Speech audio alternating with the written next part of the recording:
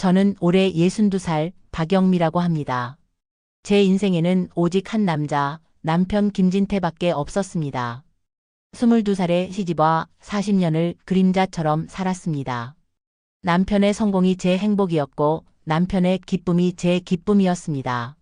남들이 보기에는 평범하고 안정적인 삶이었죠. 남편이 주식으로 평생 모은 퇴직금을 전부 날려버리기 전까지는 말입니다. 모든 것이 하루아침에 무너졌습니다. 멀쩡했던 남편은 술에 취해 밤늦게 들어오는 날이 많아졌고 제 얼굴만 보면 다 너 때문이야. 당신이 내 인생을 망쳤어. 라며 폭언을 퍼부었습니다. 저는 그저 죄인처럼 고개를 숙이는 것 말고는 할 수 있는 게 없었습니다. 그러던 어느 날 밤이었습니다. 술에 취해 들어온 남편이 제 앞에 무릎을 꿇었습니다. 그리고는 눈물을 뚝뚝 흘리며 제게 말했습니다. 영미야, 내가 잘못했다. 내가 다 망쳤어. 그런데 우리 이대로 길바닥에 나앉을 수는 없잖아. 방법이 딱 하나 있어. 저는 지푸라기라도 잡는 심정으로 물었습니다. 그게 뭔데요? 남편은 차마 제 눈을 보지 못하고 바닥에 고개를 처박은 채 떨리는 목소리로 말했습니다. 내일 내 사업 파트너 최상무가 우리 집에 올 거야. 당신도 알지? 젊고 돈 많은 놈. 그 놈이 예전부터 당신을 마음에 들어 했어. 순간 온몸의 피가 차갑게 식는 것 같았습니다. 설마 했지만 남편의 다음 말은 제 예상을 훨씬 뛰어넘는 것이었습니다. 당신 몸이라도 팔아서 이 빚을 갚아야 해. 당신이 오늘 밤 최상무를 좀 기쁘게 해줘. 저는 제 귀를 의심했습니다. 40년을 함께 산 남편의 입에서 나온 말이라고는 도저히 믿을 수가 없었습니다. 저는 미친 사람처럼 소리쳤습니다. 당신 제정신이야. 어떻게 그런 말을 해. 차라리 같이 죽어. 하지만 남편은 제게 매달려 애원했습니다.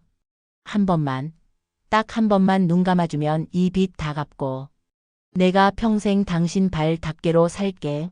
당신이 우리 가정을 살릴 마지막 희망이야, 영미야. 저는 당연히 거부했습니다. 하지만 그날부터 지옥이 시작되었습니다.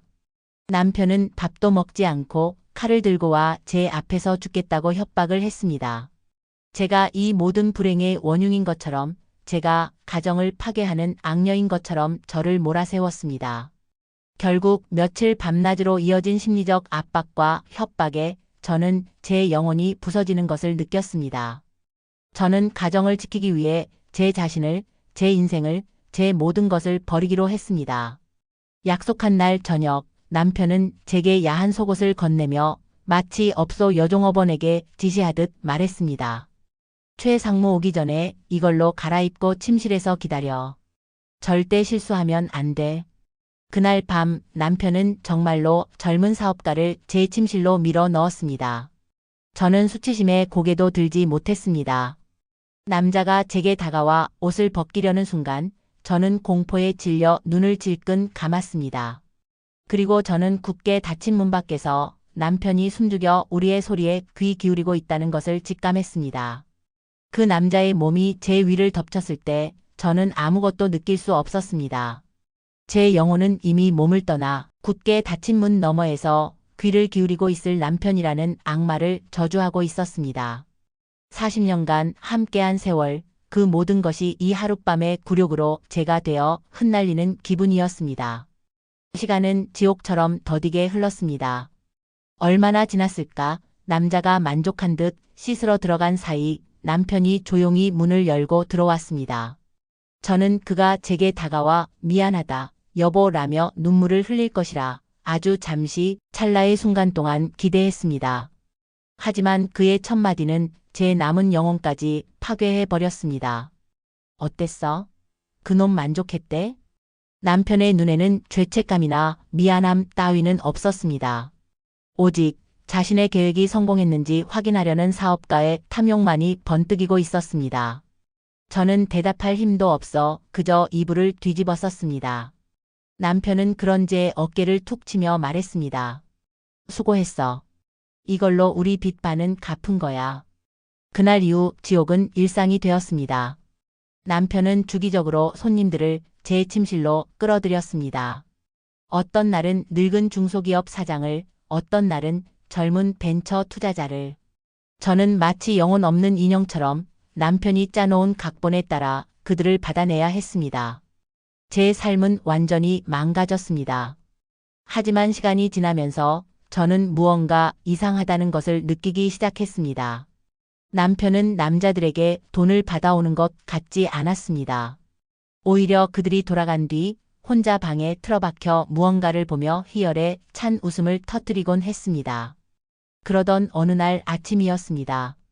전날 밤 손님이 다녀간 침실을 정리하는데 남자의 것으로 보이는 만년필이 침대 밑으로 굴러 들어간 것을 발견했습니다. 저는 허리를 숙여 침대 밑으로 손을 뻗었습니다. 그런데 손끝에 딱딱하고 차가운 무언가가 닿았습니다. 만년필이 아니었습니다. 검은색 테이프로 침대 프레임 안쪽에 단단히 붙어있는 작고 네모난 기계였습니다. 심장이 쿵 하고 내려앉았습니다. 저는 떨리는 손으로 그것을 떼어냈습니다. 제 손에 들려있는 것은 제 손톱보다도 작은 초소형 카메라였습니다. 머릿속이 하얘졌습니다. 저는 비틀거리며 노트북을 켜고 카메라에서 빼낸 메모리 카드를 집어넣었습니다. 그리고 파일을 클릭하는 순간 저는 보고야 말았습니다. 화면 속에는 지난 몇 주간 제가 다른 남자들에게 짓밟히는 모든 순간이 고스란히 담겨 있었습니다. 남편은 제 고통을, 제 굴욕을 처음부터 끝까지 전부 녹화하고 있었던 겁니다. 저는 소리 없는 비명을 지르며 입을 틀어막았습니다. 하지만 진짜 지옥은 그 다음 파일에 있었습니다. 남편이 누군가와 통화하는 음성이었습니다. 네, 박 사장. 영상은 확보됐습니다. 따님 결혼식 전에 조용히 3억만 입금하시면 이 영상은 세상에서 사라지는 겁니다. 싫으시다면 사모님께서 얼마나 열정적인 분이신지 온 세상이 알게 되겠죠. 하하. 그 순간 모든 것을 깨달았습니다. 빚, 가정, 저를 위한다는 모든 것은 새빨간 거짓말이었습니다.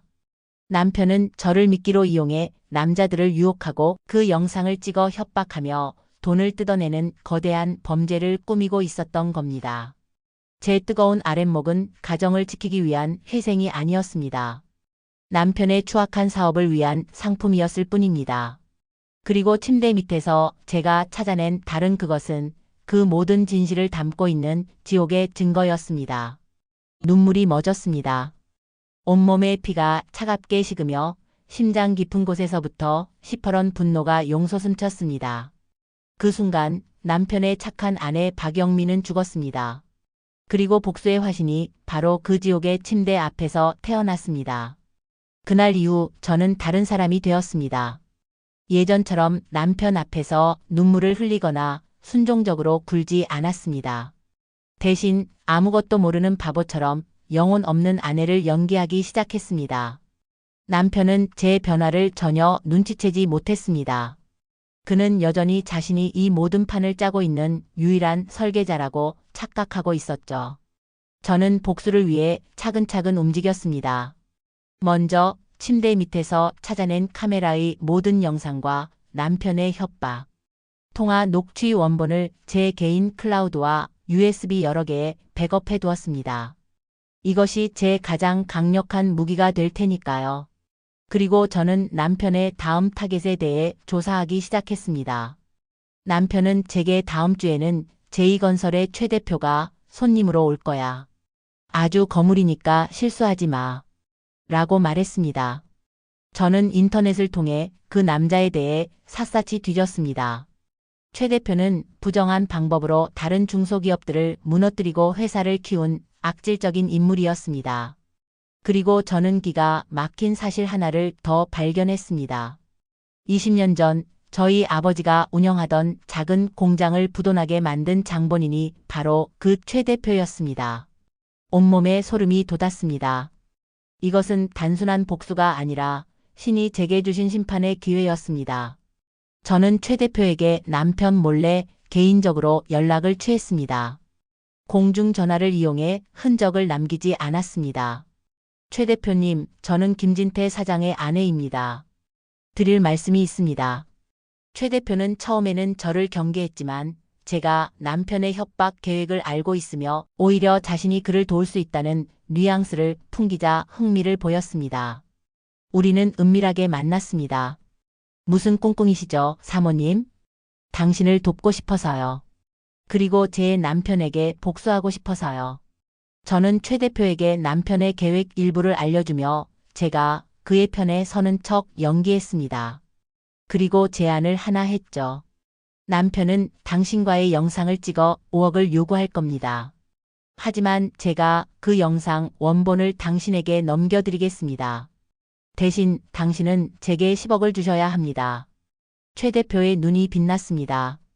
5억을 뜯기는 대신 10억을 주고 증거를 완전히 없애는 것이 그에게는 훨씬 이득이었을 겁니다. 그는 비열한 미소를 지으며 제 제안을 받아들였습니다.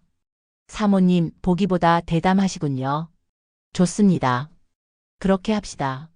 그는 제가 남편을 배신하고 자신과 한편이 되었다고 완전히 믿게 되었습니다. 그렇게 저는 두 악마를 모두 심판대에 올릴 완벽한 판을 짜기 시작했습니다. 약속의 날이 밝았습니다. 남편은 아무것도 모른 채 오늘 밤만 잘 넘기면 우리 인생 펴는 거야. 라며 들떠 있었습니다. 저는 그런 그를 보며 속으로 칼을 갈았습니다. 그날 밤 최 대표가 집에 도착했습니다. 남편은 시나리오대로 저와 최 대표를 침실로 밀어넣고는 문 밖에서 숨죽여 기다렸습니다. 최 대표는 침실에 들어오자마자 제게 물었습니다. 남편분 정말 저기 있습니까? 카메라는 어디 있죠? 저는 조용히 고개를 끄덕이며 미리 준비해둔 가짜 카메라가 있는 탁상 시계를 가리켰습니다. 잠시 후 저는 계획대로 비명을 질렀습니다. 왜 이러세요? 이러지 마세요. 제 비명 소리를 듣고 남편이 흥분하며 문을 박차고 들어왔습니다. 손에는 모든 것을 녹화하고 있는 휴대폰을 든 채였습니다. 최 대표, 당신 지금 내 아내에게 무슨 짓을 하는 거야? 남편이 의기양양하게 소리치는 순간 최 대표는 당황하는 연기를 하며 무릎을 꿇었습니다. 모든 것이 완벽한 시나리오대로 흘러가고 있었습니다. 남편은 그런 최 대표를 비웃으며 외쳤습니다. 5억. 당장 5억을 내놓지 않으면 이 영상이 내일 아침 뉴스에 나갈 줄 알아. 남편이 돈을 요구하며 포효하던 바로 그 순간이었습니다. 저는 조용히 제 휴대폰의 버튼 하나를 눌렀습니다. 그러자 방 안의 블루투스 스피커에서 며칠 전 제가 녹음해 두었던 남편의 목소리가 울려 퍼지기 시작했습니다. 최 대표 놈만 걸려들면 돼. 그놈한테 5억 뜯어내고 영상은 내가 갖고 있다가 나중에 또 우려먹어야지. 영미, 저 여편 내는 돈만 쥐어주면 평생 내 발밑에서 벌벌 기며 살게 될 거야. 스피커에서 흘러나오는 자신의 목소리에 남편의 얼굴이 하얗게 질려갔습니다.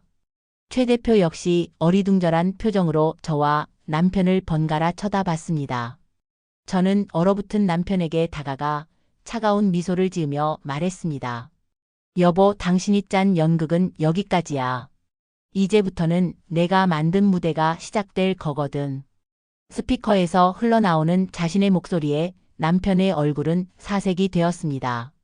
최 대표 역시 이 모든 상황이 믿기지 않는다는 듯 저를 쳐다봤습니다. 저는 그 두 남자를 향해 제 인생에서 가장 차갑고도 당당한 미소를 지어 보였습니다. 최 대표님, 제 남편은 당신에게 5억을 요구했지만 저는 좀 다릅니다. 저는 가방에서 서류 몇 장을 꺼내 테이블 위에 던졌습니다. 그건 제가 밤새 조사한 최 대표의 탈세와 비자금 내역에 대한 증거였습니다. 저는 당신의 전 재산을 원하거든요. 최 대표의 얼굴이 하얗게 질렸습니다. 저는 그에게 선택권을 주었습니다. 여기서 제 남편과 함께 불법 영상 촬영 및 공갈 협박 미수대로 경찰서에 가시겠어요? 아니면 제게 위자료로 20억을 보내고 조용히 사라지시겠어요? 20년 전 당신이 우리 아버지 공장을 헐값에 집어삼켰던 것에 대한 이자까지 톡톡히 쳐서 드리는 겁니다. 최 대표는 떨리는 손으로 휴대폰을 꺼내 들었습니다. 그가 제 통장으로 돈을 이체하는 동안 저는 제 남편에게 다가갔습니다. 그리고 그의 귓가에 악마처럼 속삭였습니다. 여보, 당신이 그랬지? 내가 당신 발밑에서 평생 기며 살게 될 거라고. 그런데 어쩌나 이제 당신이 평생을 감옥에서 썩게 생겼는데. 남편이 공포에 질린 눈으로 저를 쳐다보며 무언가 말하려는 순간 현관 초인종이 울렸습니다. 저는 미소를 지으며 말했습니다. 아, 손님이 왔네. 문이 열리고 경찰들이 집 안으로 들이닥쳤습니다. 김진태 씨 성폭력 범죄 처벌 등에 관한 특례법 위반, 공갈 협박 미수 혐의로 긴급 체포합니다. 남편은 제 이름을 부르며 발악했지만 그의 손에 차가운 수갑이 채워지는 것을 막을 수는 없었습니다. 저는 그 모습을 눈 하나 깜빡이지 않고 똑똑히 지켜보았습니다.